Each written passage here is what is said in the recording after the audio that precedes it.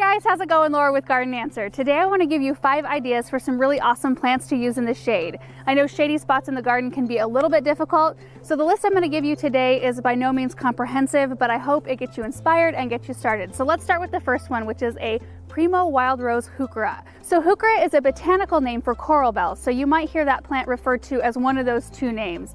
But the Primo wild rose is probably the prettiest Hooka I have ever seen. It's got the most beautiful, striking, rosy purple leaves with kind of this dark gray veining, and then it throws up blooms in about midsummer on burgundy stalks, and the blooms are kind of a rosy pink color and they attract butterflies and hummingbirds. It's just gorgeous. I planted a bunch of them in my garden last year, kind of bordering a flower bed, and I enjoyed those more than almost anything else I planted in my garden last year. Because of its really striking purple color, I think it pairs well with pretty much all other shade plants because, as you know, shade plants tend to be in shades of greens, so to find something that has that bold color is just such a great contrast. They're a zone 4 through 9, so in the colder climates, they're a semi-evergreen, which means they'll look good through most of the winter, and you may have to do a little cleanup in the spring. In the warmer climates, they're evergreen, and they just look great all the time. The second plant on my list is the autumn frost hosta, and hostas are such a great shade plant. They're easy to grow, they're low maintenance. The autumn frost, though, the coloring is just phenomenal. It's a really silvery blue leaf with a really thick yellow margin around the whole leaf, and they just shine in a shady area, just kind of like the heuchera. I'm into the stuff that really makes a difference, that really shows up in your flower beds. I planted a bunch of them behind our gazebo last year, and then in front of them I had some lamium, and it was just such a gorgeous contrast. I think the hostas go really well with kind of more ferny, more smaller leafed plants because of how bold the hosta is.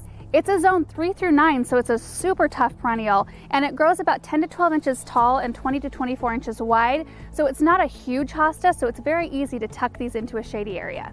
Number 3 on the list is the sprinter boxwood, and if you guys have watched any of our videos, you know I'm a huge boxwood fan. I love them in a formal setting, I like them in informal setting, I like them in hedges, in topiary forms, it doesn't matter, I just love them.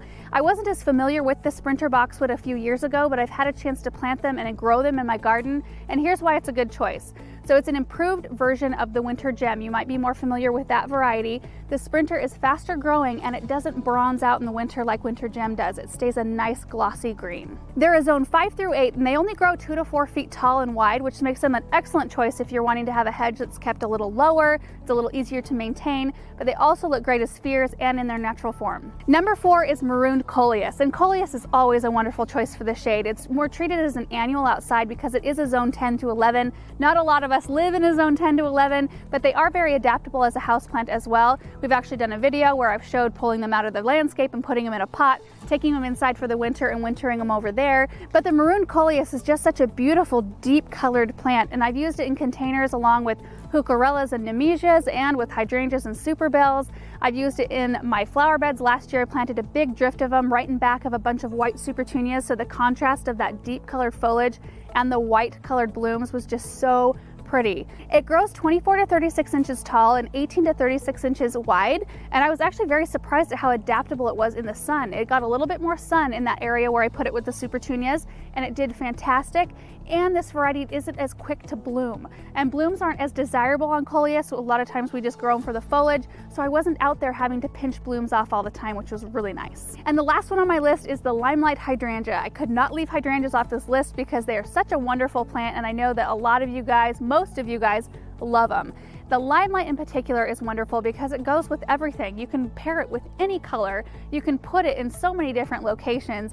It kind of comes out this white celadon green, and then it ages into pinks and reds in the fall, and it blooms for so long during the year. Now, hydrangeas aren't a plant that can take deep shade. They do need some sun in order to produce lots of blooms and to do really, really well. So I've got my limelights in a spot that gets about 6-7 hours of morning sun, and then it's protected from the hot afternoon sun, and they do really well. If you live in a more mild climate, somewhere where it's not high desert where it gets 115, that's where I live, then they can take a little bit more sun throughout the day. Now, the Limelight Hydrangea grows about 6 to 8 feet tall and wide, so if you don't have the kind of space to dedicate to that type of plant, that size of plant, there is one called Little Lime that has the same beautiful color blooms, but it's a little bit smaller at 3 to 5 feet tall and wide. So those are 5 plants that I think are really awesome for a shady spot in your garden, and there are a lot of other shade plants that are really great. I mean, I could have made the list 25 or 50 plants, but I hope that this one at least just got you started and got you inspired.